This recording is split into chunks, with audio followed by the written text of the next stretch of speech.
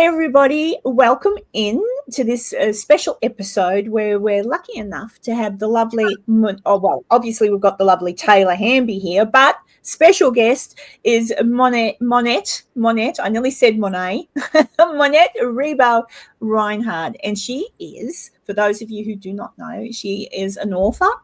She's written many, many books. I think up to 24, isn't it already, Monette? 24 books, maybe more. It's a lot. It's a lot. It's a lot. I think 14. I just put number 14 up yesterday. Yeah. Well, there you go. There's a lot of books, okay? Not only fiction, but non-fiction as well. And the reason we've got Monette on today is, as you know, Taylor and I just love Virginia City. It's our favourite historical thing to look at. And Monette has written, quite a few books actually on Virginia City, but also on the show Bonanza. Oh, there's one, Virginia City. There you go. Now, is that the one that you can download easily enough? This one you can download as an ebook. You can get the hard. This is my first hardcover, actually, put out by Rowman and Littlefield. It's nonfiction. I have a very long history of going to Virginia City, starting in 1993, and I kept gathering materials. And one day during COVID, I said, I got to do something with all these materials I gathered. So I conjured this idea. We can talk about that. But what got me started in Bonanza was this, Felling of the Suns. That's my first Bonanza novel. This one got me to David Dortort, producer of the series. Yeah, pretty cool. And that's why Taylor and I were talking about different things in Virginia City.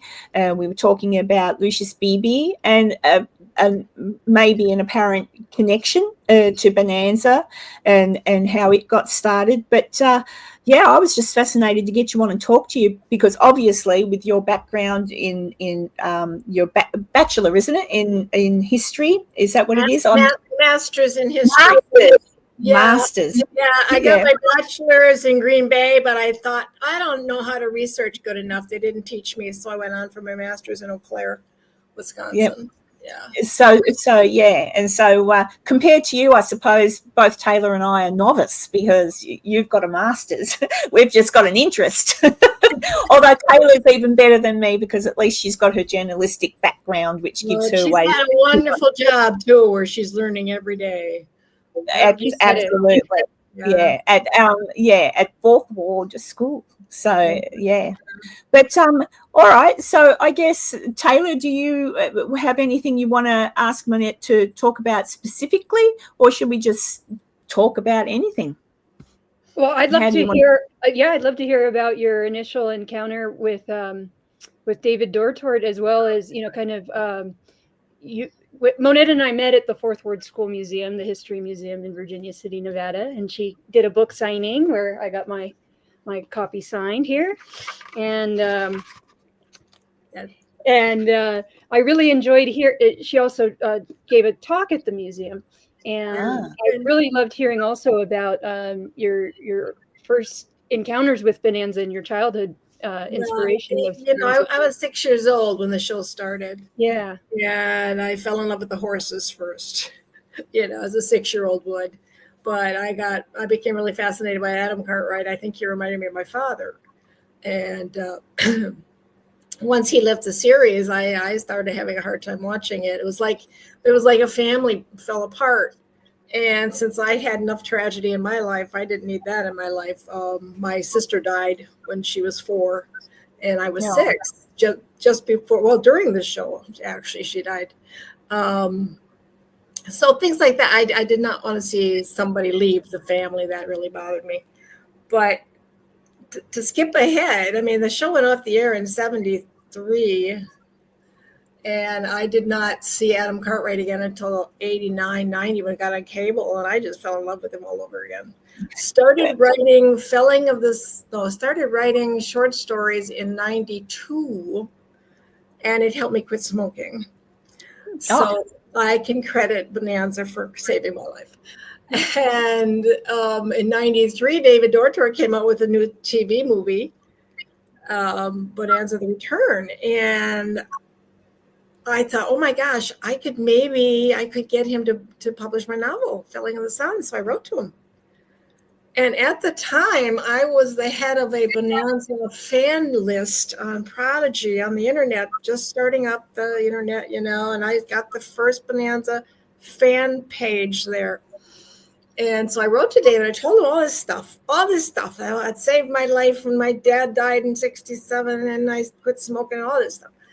And that I really wanted to see if he'd publish my novel. I was also writing movie scripts at the time. And shock of all shocks, I got a email from Tom Sarnoff, associate producer of the Bonanza movie. He said David Dortart would be writing to me soon.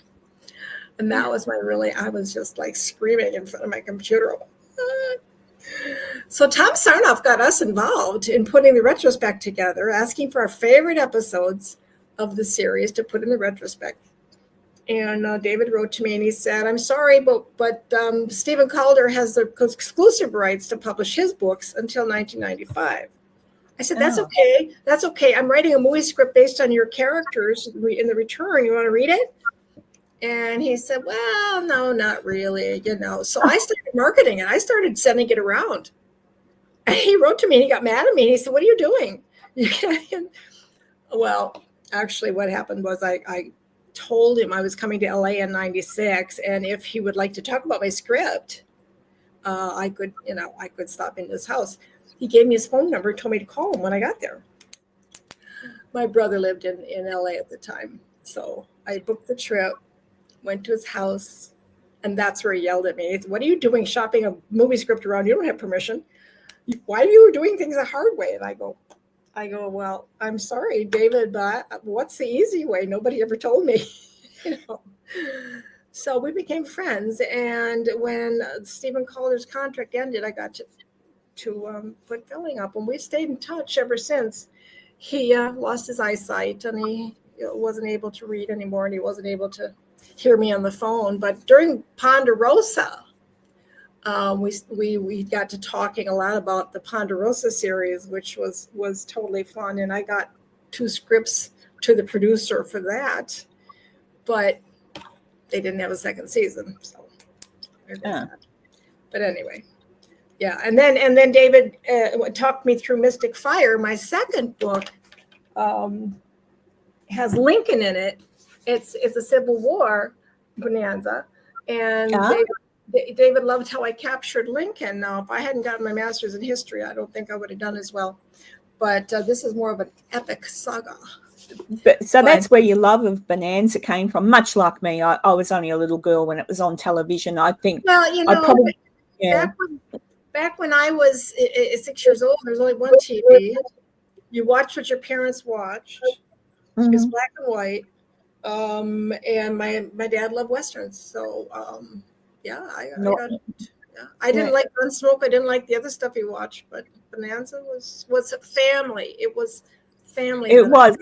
Yeah. But when you watch it now, like I watched the first episode not long ago, and there was a big punch up between the brothers, and I'm like, I don't remember them yelling at each other so much. Like, they're all fighting, and I just giggled at it. But I do remember because it went from again. I was much like you. We had one television. It was a black and white television. I would have we here in Australia, I don't know if we got the series as it came out. We probably did, but I remember watching it when I was little in the 60s. So we must have got it the same as you, maybe a year behind. Yeah. But I remember too being, the horses. Like I loved the horses. But later on I got a crush, different to you, I got a crush on Michael Landon on Little Boy. But I think little. Have you ever ridden a horse? Oh yes. I love riding horses. Taylor, have you ridden? Yeah. Okay. Yeah. I remember that I got to ride on the Ponderosa once, and I just brought tears to my eyes. It was wow. And Zephyr Cove. I named it Zephyr Cove. Yeah. You know Zephyr Cove? Okay. I went there this last June to go riding again, and it was like $80 for half an hour, and I'm going now. That's a lot. $80. I just usually, where I used to live was in the country, so there was a lady who had horses, and I would just go and ask if I can ride one of hers. Just got on her horse. Yeah, charge. So long as I gave them a brush and a bit of a wash afterwards, then that was the deal. But there you go. Yeah, no, that's where there's nothing like it. But I figured out why women always had to ride side saddle. Oh, imagine that. I've spoken to a few ladies that are now long gone. When I was nursing, I looked after a lady in an aged care facility. And I remember sitting down speaking. It was about the time the movie Titanic came out, and I was talking to her about that. And she goes, "Oh, I remember that." She said, "Dreadful, dreadful state of affairs," she said. And then she told me stories about how she would ride side saddle, because that's, being a lady, side saddle for to go and help on the different farms near where she lived when the women were having babies. She could help birth the baby. But I remember thinking that must be awfully uncomfortable with your big dress sitting, I don't know how they did it. But you know why women had to ride side saddle, right? Why is that? I thought it was just their dresses. It was considered erotic. Right. Oh, of course, with their legs akimbo. And the men didn't like their women getting aroused by horses. I have ridden many horses. I can honestly say I'm just guessing, but it makes sense. It makes sense. It probably makes sense. They did a lot of strange things back then. And so whatever happened to the script that you wrote? We were writing scripts together for a while, and I wanted to bring Adam back to the Ponderosa to die, because I thought Pernell Roberts would do that. And we kept trying to get in touch with Pernell and get Pernell to respond, and he never would. So David just kind of gradually wrote him out. And then he said, "You know what we should do?" He said, "We should write a script for Haas and have Dirk Blocker, Haas's son, play both his son and Haas." And I'm going, huh? Well, for one thing, Dirk Blocker played a newspaper man in Bonanza the Return, and somebody else played Haas's son. So I didn't know that would fly. And I was trying to picture how that would work, having him. The problem that David had was that he introduced Haas's son as an illegitimate child. And the fans didn't buy that too well. No, they didn't think he would do that. Haas would do that. So I gave David an out for that. Haas was secretly married before he drowned. Did you ever get to meet your crush? Did you ever get to meet Pernell? No.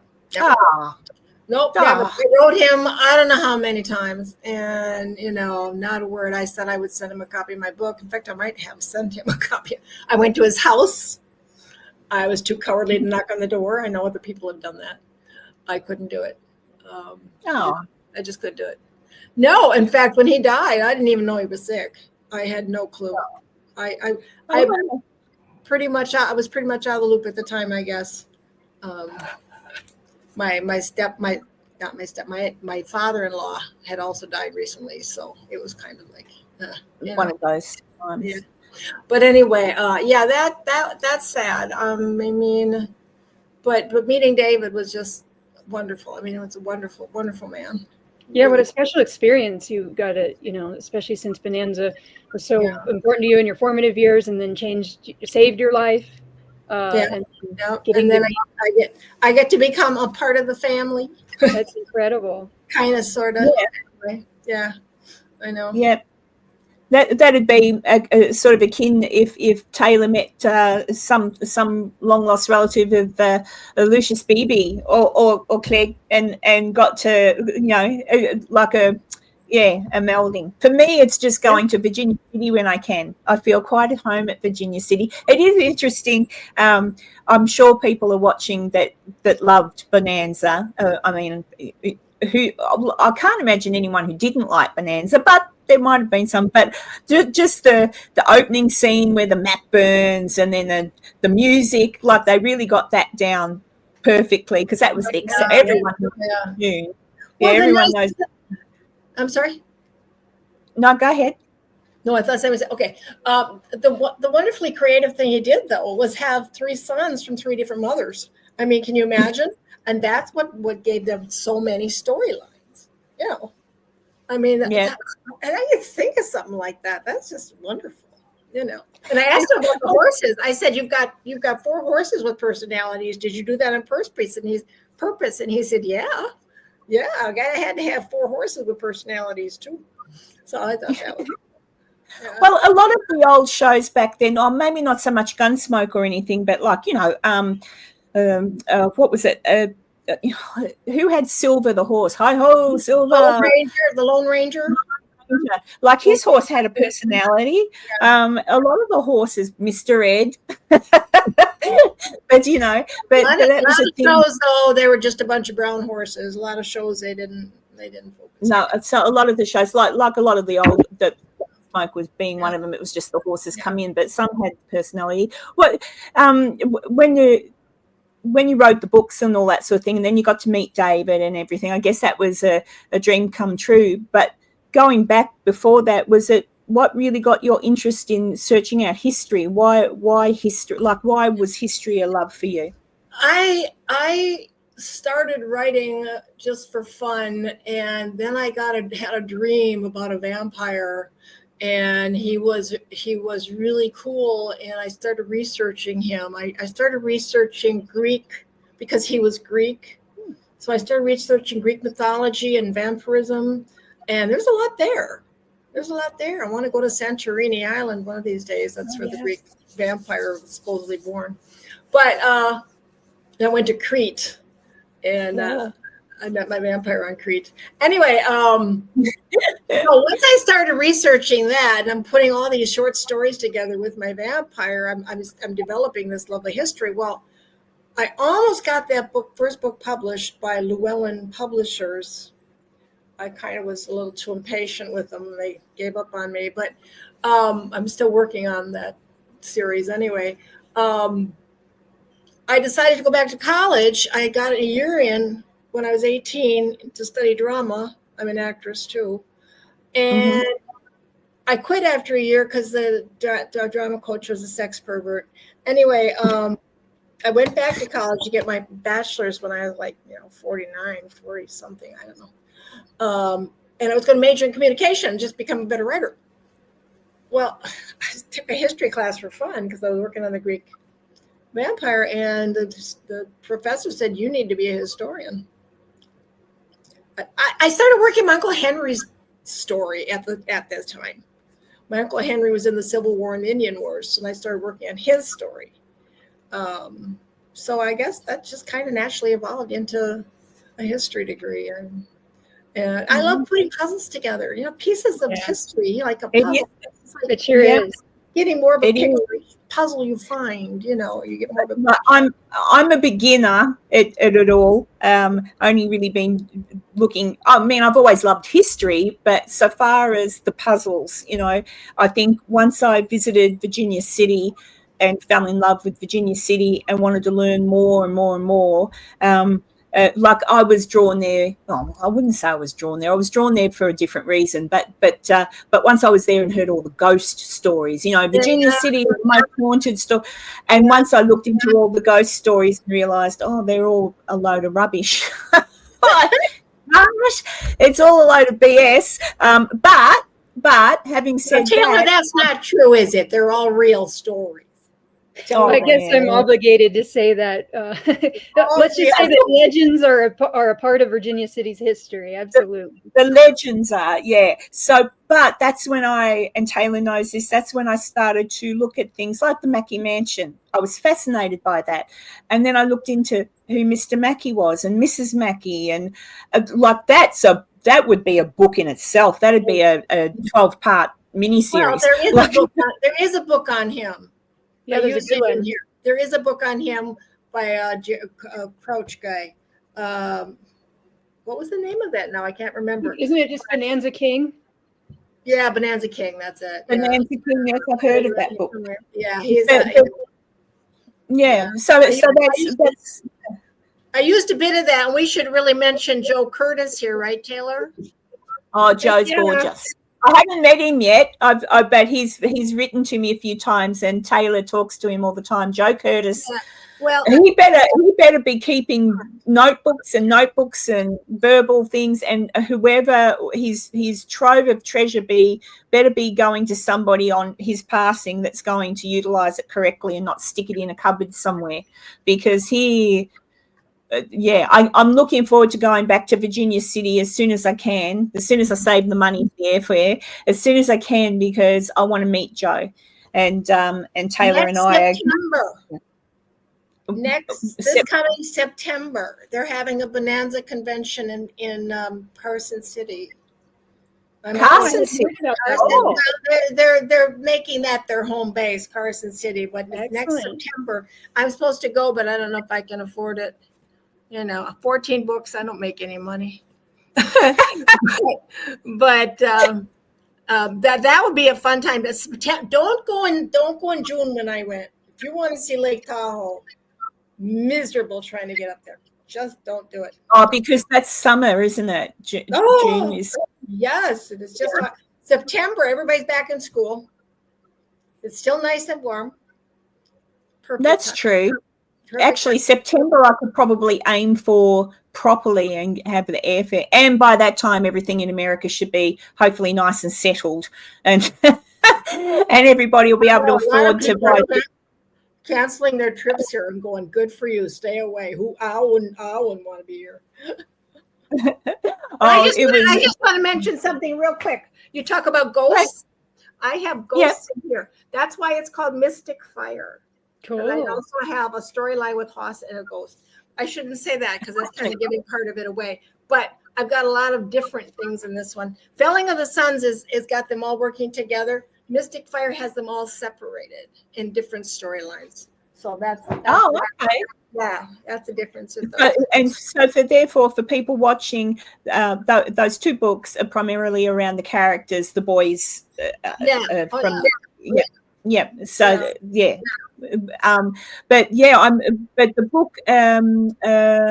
book that's about Bonanza itself and all that sort of thing.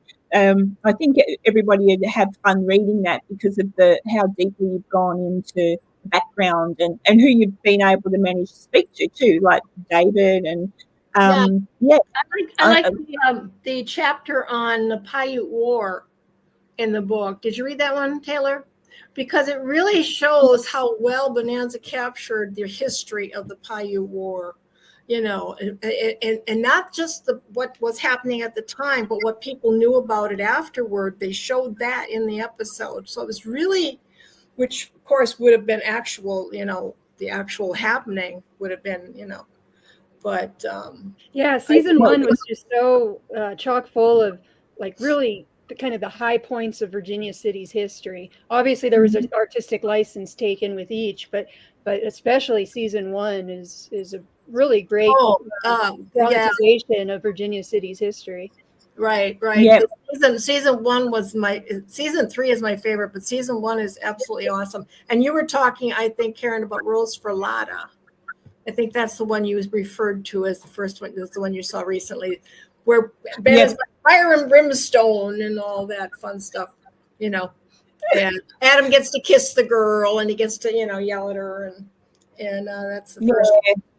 Little Joe gets to kiss girls eventually. Yeah. But at the end, Adam gets to kiss her. Mm-hmm. Yeah.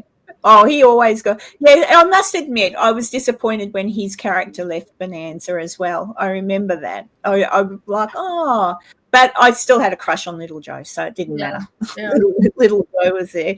But I think primarily for people interested in the history, the history of Virginia City, Carson City, because it's mentioned so many times. And I've been to Carson City. I like Carson City. What I've seen of it, I really like Carson City. I like driving in because you've got that big mountain right behind it with the sea on it. Really good museum there too. You've been there. Yes, and when I get back there, I want to go to that museum. There's quite a few buildings in Carson City I'd like to see. Yeah. But so far as your books are concerned, the fact that you've historically put things in there that are worth the read to learn more and more, because history is so complex. Like Taylor, like you said before, it's a puzzle. You start learning, and I think that's how you came across BB, wasn't it? Or something happened. You start looking at one thing about Virginia City, and then they'll mention a person, and then you go, oh, who was that person? So you want to do a quick, who was that? Oh, they're really interesting. And then you go off on another. You've got to rein yourself back in, because if you do, I learned an awful lot writing this book. I have to admit. I mean, you go off on tangents. Oh, I got to find out more about this, so I go over here. But mainly my goal was to see how well, because Joe Curtis, back to him, was complaining that Bonanza turned Virginia City into a cow town when it was a mining town, and that Bonanza did not show enough mining episodes. So I wanted to show in the book where the mining episodes were and how many mining episodes there were. And I did come up with, I thought, more than I expected. But the reason I also wrote this because I had a lot, like I said, I was in Virginia City and Carson City in the area about 6 times, and I got all this material. And I didn't know what to do with it. I didn't want to throw it away. So then I wrote to Virginia City Visitor Center or something. I said, I'm looking for a historian to help me. And then before I know it, Joe Curtis is writing to me. And he guided to me, like Gregory Couch's book. He said, oh, that guy writes a lot of bullshit. Be careful about him. The Bonanza one. So be careful with that one. So he basically, he sent me a lot of maps and gave me some stories, and he read it, for accuracy. And so I owe him a lot. And then after I came home from Virginia City in June, I never heard from him again, which makes me really sad. Yeah. Oh, just write to him again. He's not a very internet savvy person, is he? Yeah. He's just email him again. Anyway, he told me what books to go to, and but yeah, I had a great fun putting this together and figuring out where in Bonanza they actually got it right.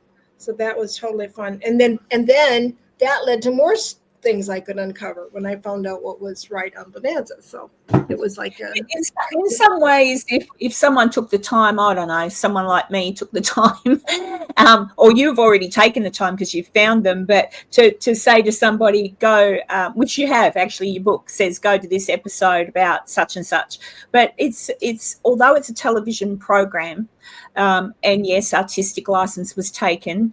I mean, I'm pretty sure little Joe didn't have an affair with gone blank, Julia Bulett. I'm sure he didn't, but it's a lovely thought. Ada Menken was Ben. Ada Menken was Ben. Yeah. Yeah, but but that would be for anyone who, yes, all right, they turned it not into a mining town. It was all about cattle and trees and all sorts. But you could watch that and learn a few things, because they have kept facts in, like, people's names, and that's where just even the very first episode where they talk about how much wood the mines go through and why they need Cartwrights. Timber for the mines. Yeah.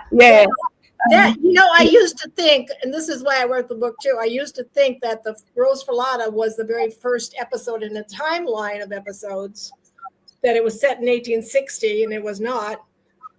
Rose Filata is 1863, then they go back and forth in time. So I wanted to organize the episodes in a timeline to show you can watch them in order. So that's one of the things I did. But then the Rowan and Littlefield cut that section out of the book. They said, no, the book's too long. So I came up with the monograph that has. Yes, that's what I was looking at last night, the monograph. Yeah, it's a little one, and I can see. Yeah, I can see exactly where you put all the episodes and what season, and I went, right. That's how But I just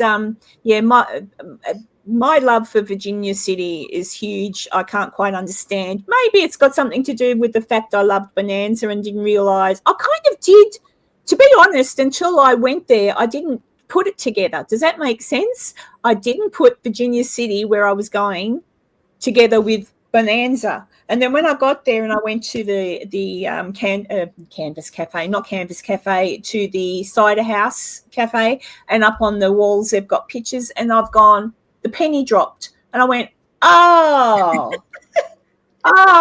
this Bonanza. And then I went, But yeah, I've said this many times, and people who watch me on a regular basis, and Taylor's sick of hearing this, I'm sure, but Taylor had the same experience anyway. The minute I arrived the minute I got out of the car, parked at where I was, took my bags in, came back out, but just even the drive in, I felt, I can't explain it, like welcome home.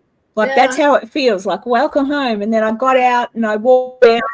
I just felt so completely at ease and relaxed, and everybody was welcoming. The people there are so friendly, and I just fell in love. I just loved it. And I would talk to everybody, and everyone would talk to me, and then I'd see them the next day in the street, and they'd go, Karen, and I'd go, hello. You know, it was a joy to be there. And the more I came, and then that's, of course, when I met Taylor as well. So it just feels like family, and I can't explain it. Did you have a similar experience with Virginia City and Carson City? Me? Like, would you move there and live there? Oh my God. I mean, it was like home, because I lived Bonanza my whole life. You know, I lived that show. I would go to bed at night, and I couldn't get to sleep, so I would be writing episodes in my head when I was 7 years old. That's how ingrained that show was in me. And when I put together my first series of short stories, one of the short stories that I wrote, I thought was an episode. That's how real it was to me. And it wasn't. It was my rewriting of the Crucible. Crucible was the most dramatic episode they had. And I rewrote it because I couldn't handle it at the time when I was a kid. So, you know, I lived that show. That was, you know, that was part of me. So do you suppose you could, because you said when you were a little girl you lost your little sister, and grief is a horrible thing, do you suppose that also at the time as a little girl, and being that you loved the show anyway, when you lost your little sister, do you think Bonanza continued to be a coping mechanism for you to cope with the fact that you lost your baby sister? Like, it's like, and that may have added to the psychologically speaking, the Cartwrights never died. You know, the Cartwrights would get injured, they would get hurt, but they did not die. They always came back. My sister didn't come back. I said, well, where is she? They said, my parents, they go, well, is she sleeping? I said, well, wake her up. And they said, well, we can't. And that's how I developed insomnia when I was 7 years old. You know, I can't wake her up, you know. But the Cartwrights never died, and that's what bothered me about when Adam left. He just kind of left. They didn't have a farewell to him or anything. And then 2 years after he left, then my dad died. And the only reason I could survive that was because I survived Adam leaving Bonanza. So it all ties into my life, you know. It's all there. And so becoming a writer was really just the next step in that process, I think. Yeah. So it's helped you throughout. And I don't know, actually, with Taylor, like I too find when I was a little girl, I would to escape certain things that were happening in my childhood, I would sneak up in the middle of the night and I would watch television programs, old television programs. I would watch old movies and immerse myself in that. That's why I think I love things from the same period as you do, Taylor. The 40s, mainly 40s, 50s. I like watching things from the 30s, but the 40s, 50s, and 60s. That time period, I love anything to do with that, because that is how I immersed myself in watching movies of that time period, and that helped me cope with reality of life. Do you love watching, or do you love rewatching? Rewatching, and in my head, watching and rewatching. So like you, at night, if I'd had a particularly bad day, I would, and I wasn't allowed to look at the television, I would in my mind relive something or put myself imagine myself and I'd have conversations with the characters. And I'm wondering, actually, Taylor, did you ever do that? Like, was there something that, because it's just interesting that Monette says that she did that, and I know that I did that. I would, in my imagination, to cope with whatever was going on, I'd go to bed at night. Yeah. People would have thought I was crazy having conversations with people that didn't exist, but in my mind they did. And so that helped me through, did you have anything similar to that, Taylor, or not? Or you're completely I wouldn't say I did. I would say I still do. I mean, I have a story that I wrote when I was about 16. Of course, I had started writing way before that, but there's one story I've been writing constantly since about the time I was 16. And I mean, I still talk to I was just talking to one of them yesterday. So, and then, I know it sounds crazy, but they answer back, but it doesn't, but that's just the thing, isn't it? I wonder if Monette's the same. It's not, to me, that doesn't sound crazy that they answer you back, because they become certain characters, certain people in your life that might not be here anymore, whatever becomes so. It's just, I wonder if it's artistic.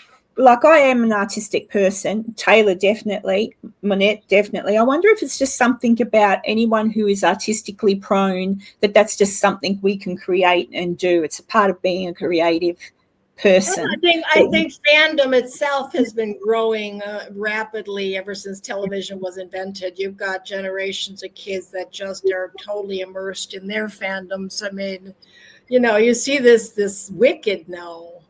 I mean, that movie, I won't even see it because it is so out there with everybody. It's just like, people immersed. I mean, Harry Potter is another example. Yeah, I was my Bonanza, because that's the time I was growing up. So yeah, is that yours, Harry Potter? Oh yeah, going to every time the books came out, I would be there at the bookstore at midnight in my cloak and with my wand, and my granddaughter's 12, and my daughter-in-law read her the entire series when she was like 6 and 7. So she was really young, but she read the entire series. Wow. Yeah, so I think and that's why we see so many sequels and we see so many movies that are redone, and so because there's a fan base is already there. What's that? That's why I watch it to me. No. But yeah, fandom has really grown rapidly. I think when we were kids, or when I was a kid, it was kind of like all brand new to be like that. Yeah, like we wrote letters to our favorite movie star or whatever, and we'd write a letter. And people had their radio serials and stuff. I mean, that they listened to religiously, and there's soap operas and everything. Yeah. But I think the fandom has really gotten almost crazy in recent years. But whatever turns you on, right? I suppose, as long as you're not hurting anybody. And it helps people like so Monette, and I know Harry Potter helped me. Oh, it does. As a kid, I identified with the little kid under the stairs, and if he can make it, so can I, right? Yeah. There you go. So I must admit, so far as books are concerned, because I'm Australian and English literature, but Enid Blyton, she wrote so many magical, mystical books, The Magic Faraway Tree, The Wishing Chair, and all these sorts of books. I immersed myself in those, and Peter Pan, the book Peter Pan. But yeah, there's so much like Taylor was with Harry Potter, I was with the folk of the Faraway Tree, and I would, again, if I were in my backyard, I could imagine, that tree in the backyard, that's the Faraway Tree, and that's how, child's play, but unfortunately it's still spread to when I was a young adult. It still does. I've still got a fairy garden in my backyard. You never know. But yeah, it's kind of a magical thing, but it's good that it in the end produces people like yourself, Monette, and Taylor, that you produce, like you've written the books. You've written these magical books that if people read them, you can be taken away to another time and a place. And although in some of the instances, some of your books are fiction, a lot of it's based, you've still got the non-fiction parts of it in regard to history. So you can still learn things. You know, books that I read were like North and South. I can't remember the author now. They made a television show on it years ago. Yeah, they North made and South. a mini series, right? North and South. Yeah, I think his name was John somebody. I can't remember. But anyway, but I read those books, which were far better than the miniseries, but I read the books and it was the same. You would have a character, much like you've done on it. You would have a character who goes through these pinnacle parts in history, and you refer to the actual people in history, like you have with Lincoln. So I don't know, which book do you think, which is your newest book coming out, Monette? Well, one of the things I do is a copper artifact master database, and that's the one that just got published. We won't get into that because that's way out there. It's my archaeology project, and I'm not an archaeologist, but I used to run an archaeology museum, and that's where I got started. The other one that I just released is From Lincoln to Trump, second edition. This is not evolving. This is to discover how we got from Lincoln to someone like Trump. And believe it or not, the turning point in history, and I'm sure you probably believe this, was the 60s and the assassinations. That was the turning point, because what happened after that and the civil rights in the South turned Republican. They turned conservative, Christian conservative. The Dixiecrats were no longer Democrats. Once Johnson, in fact, when Johnson signed the Civil Rights, he goes, "There goes the South." He said, "Yeah, all right," because that will be a good read for people that aren't all that. This is a lot of history, yes. History about Lincoln and all that sort of thing. It's following all the presidents to find out how we got from Lincoln to Trump, basically.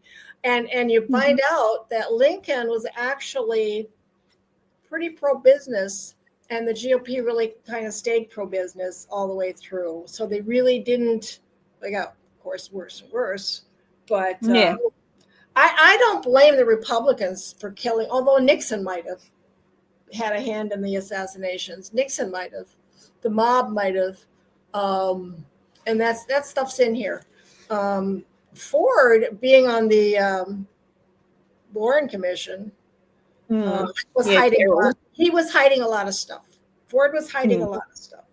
So, well, I'm hoping that's actually what might come out too, more on the Warren Commission, because that was pretty shonky as well. Shonky, I don't know, you don't use that word, do you, in America? Like suspicious. So it'd be interesting to see what comes out in what they do. And so far as the Bonanza books are concerned, I will put links to all of those. I'll put a link to your Amazon page. There is a free book called Cartwright's Saga that anyone who's interested can download. It's on my Facebook not author page, but I have a page on Facebook called Virginia City and the Cartwrights, I think. Yes. What's it called? I can't remember. Virginia City and the Cartwrights, something like that anyway. And I have that to download there, but I can also send it to anybody if you want to give them my email. I'll send it to anybody free. It's free. It's got my very first short story I ever wrote. It's got my dream one that I made up when I was a kid. It's got one I wrote entirely at the Ponderosa Ranch theme park. If you've never been there, you missed out.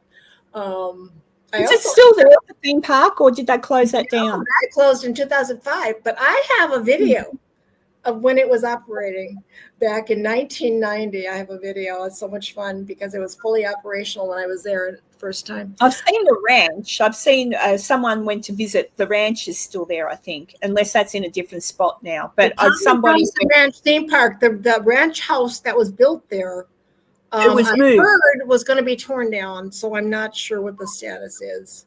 Oh, okay. I must try and dig out where I saw that. But another YouTuber went to visit.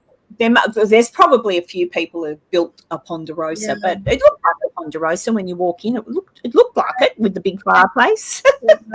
I was hoping to turn it into a state park with that ranch house, but that didn't happen. So sad. But anyway. There you go. Yeah. And Taylor, have you got any questions for Monette? Well, I wanted to show you something, Karen. This is in the book here. Yeah. This picture that's in here. Let's see. Is it? It's kind of. Yeah, I got that from Berkeley, I guess. It won't fade. It won't go in. But I can see where are they standing outside of. So that's going to be probably too small there, but I'll show you a close-up version. I'll send you one. But that is several people. You know people? I know who they are. So you know who they are? I know who most of them are. Cool. So Karen, who's that? Kick out of this. So they're standing on the corner of C Street and Union Street in Virginia City, and they're standing in front of the Sawdust Corner Bar, which has been shut down for several years, but just reopened in the last month or two as a restaurant. So the Sawdust Corner is back open. Right. And that's next door to the Delta Saloon. I was just going to say, it's there near the Delta. Yep. Yeah, across the street from the Bucket of Blood. Right. Saloon. Yep. So from the left in that photo, I don't know who the lady on the left is. The gentleman on the far left there, tall, dark, and handsome there, that's Eric Kramer. Yeah. He was the superintendent of the Sierra Nevada mine in the 1930s. Huh. Wow. And who's the lady? Who's the lady?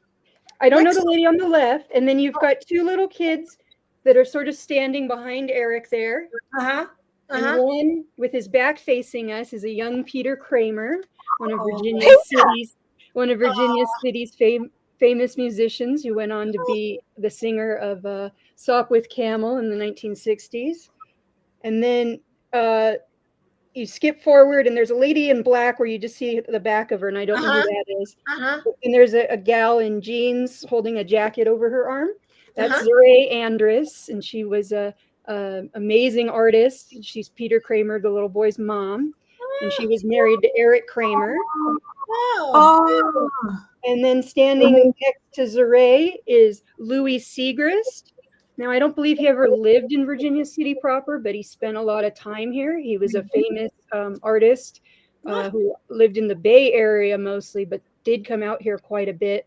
And Zure Andrus and Eric Kramer owned one of the oldest buildings in Virginia City, which was an old brewery. And since it had so many rooms, they always had guests and famous artists coming to visit, like Salvador Dali and Jean Varda and Tallulah Bankhead, and all different fun people would stay there at their house. So Louis was staying with them a lot, and he did a lot of cool paintings of Virginia City. You can see at UNR. They've got a nice collection digitized online. And then I don't know who the gal to Louis Siegrist is. It would be fun if you sent those names to Berkeley and they could attach them to that picture. You know how frustrated it is you find a picture of people you don't know who they are. That's how. So I know UNR, University of Nevada, Reno, has this, and I know I did that with them. Oh, did you? Good. I do that all the time because when I see people I know, yes, I do understand your pain of, well, who are these people? Right. Well, I liked it because it was the Sawdust Corners to bar, and it was a depth, and I liked the car, and I thought, well, that's what I like about the cover too, is the depth of how it looks like that. It's so cool. Absolutely.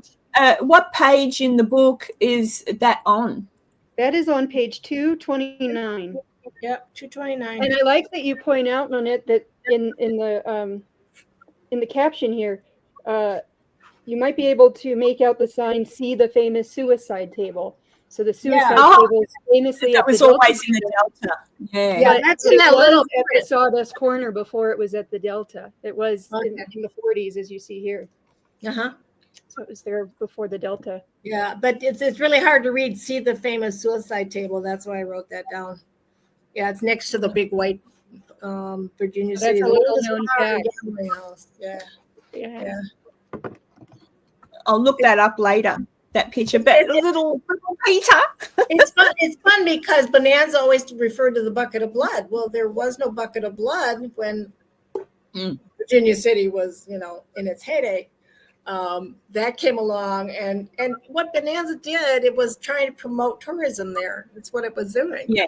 It was Bucket of Blood, and with the Delta Queen, they had that in an episode. The Dixie Two. Sorry, South Lake Tahoe, the Dixie Two. Oh yeah, that was in an episode. Oil. They were trying to promote tourism, which is kind of cool. Yeah. Yep. As in, and we'll might go into that another talk between you and I, Taylor, on our history sessions. But yeah, that's where, of course, Joe Curtis's mother, I think it was his mum, wasn't it? And a certain amount of people in the town got together and invented something that would get people into Virginia City, the ghosty stories and all that sort of thing. And it's truly interesting. But that's where I've had fun too, like looking at the ghost stories, but then researching the place and the names, and then going, okay, well, that's not correct, and I see where that story came from. And you still get people that refer to a lady of the night that was in the Washoe Club called Lena. And I did the research on that because they talk about the Washoe Club. It's haunted, and there's a lady called Lena in a blue dress, I think, a blue dress or something like that. And I looked into that, and that was a story written by the lady. That was just a story that was written by the lady who owned it. Was it the Territorial Enterprise? I think so. Whatever the news. Did own the Territorial Enterprise at some point, yeah. Yeah, she wrote the story about Lena in the Washoe Club because they also owned the Washoe Club, and she wanted to get people. So I don't know, it was all about just bringing, like you say, bringing people in. So it's very interesting that a lot of history crosses over with legend, and some of the legends are terrific, and that does bring people in, and that's great. But I think the true history of Virginia City is far more fascinating than the stories that people come up with, the tales, the tall tales. So many people, like famous people, like Mark Twain, and what his history was there. People don't understand that he was not liked very much. No, that's why you had to hightail it out of town, I think, wasn't it? Because people are ready to have it. I'm actually reading his novel Roughing It, or his biography, I suppose you call it. And he glosses over the fact, well, now it's time for me to leave Virginia City. And he doesn't talk about why. He doesn't say why. No, he just does, time for me to go. And I just got to get that, very true. Gonna leave now. He did mention about being in charge of the Trail Enterprise and screwing it up, because he said, you realize you got to come up with stories every day, he says. And I just kept trying to come up with stories, and my editor didn't like that too much. So he did. No. Yeah. Well, I reckon I truly hope everybody checks out in particular the Bonanza books, because it talks about the Virginia City versus Bonanza, because that would be. I didn't want to get too deep into the mines, pun intended, because I wanted to keep it readable to people who aren't, big into mines. But I thought I gave enough about mines. I scratched the surface kind of thing. But the stories of the people who were there, to me, that's the most fascinating. Me too. Like, the wines are interesting, but it's what brings people to Virginia City, who they were, what was their story, why were they there, what happened to bring them there, why did they end up having to leave, all that sort of thing. So I think the book is really and that's why I had to write the monograph, because after I got to Virginia City and I learned the truth about some of the stuff that I wrote in there, and that stuff was legend, like the story about Monk, stagecoach driving Greeley down the hill so fast that he was bouncing all over. That's legend. If you see Mr. Greeley, happened. So I had to put that in my monograph. Well, I guess what, guys, I found this out since I published the book. So that's the way it's always going to be, Monette. You just always learn more of Virginia City. You do. Oh, Megan, you can't. Yeah, I can. It just doesn't stop. It's just the town that keeps giving. It just does. Think, Taylor, about what I wrote in the monograph about Lucius Beebe, because that's stuff I found out, and I wasn't sure how accurate it was, but I wanted to include it. I read it when you sent it to me. I'd have to reread it. But I remember that he made up a lot of stuff. Oh yeah, his Comstock commotion. Oh, you agree with that? Okay. He did for sure. Yeah. Right. He had I like to say he had a relationship with the truth considered flirtatious. Well, like Mark Twain did, right? Exactly. He was Mark carrying Twain's on the tradition. That's all. Yeah. Okay, Makes Mark Twain's famous quote, "Don't let the truth get in the way of a good story," kind of thing, right? And I got to share this because I love this piece of gossip. Howard Duff and Ida Lupino were both on Bonanza in the first series. Howard Duff played Mark Twain, and Ida Lupino played that rich woman. I forget her name. Sandy Bowers. Eileen Bowers. Yeah. Okay, so they were actually in Lake Tahoe or in Virginia's Lake Tahoe. They were in Lake Tahoe to get a divorce. For her to get a divorce, she was pregnant with Howard's kid at the time. To get the divorce. So somehow, I don't know how, but David got them both to be on the show. I don't know if he met them at the time or what, but they were in Lake Tahoe to get a divorce. I thought that was fun. That's a great. Was it Lake Tahoe where they got the quickie divorces, or was it Virginia Lake City? Tahoe was where they were staying, but Carson City, in Nevada. Nevada was the divorce capital, and it's one of the. It's where you could get a quickie divorce. But that's what they did. That's where they got it, and I thought that was fun. That is gossip. I'll keep that in. The divorce. Little gossip. I hate talking about my books because once I put stuff in it, I tend to forget what I wrote. Moving on to the next thing. What did I write in there again? I don't remember. That's why there's an index. You can look it up. Monette, thank you for doing this today. This has been awesome. And yeah, as I say, I'm going to put all the links down below for everybody to go to and read your books. And anyone obviously who loves Virginia City, you're going to love the books because they are based on fact. So and if you loved Bonanza, you'll learn lots. And you've already listened to Monette. Yeah. Selling of the Sons is very historical. It was used 3 times as a required college reading. Well, there you go. Spelling of the Sons is very historical. And Taylor, as always, thank you so much. And you can thank Taylor for getting us. Absolutely. My pleasure. Taylor organised Monette popping on today. So I hope you've enjoyed this episode. And if you've got any questions for Monette, Taylor, myself, pop them in the pop your questions down below, and I'll ask. I'll get and if Monette can't, Taylor certainly will fill you in on our next little episode together. So thanks everybody for joining, and until next time, it is goodbye. See ya. Thanks for watching. Thank you. Bye. I don't wanna be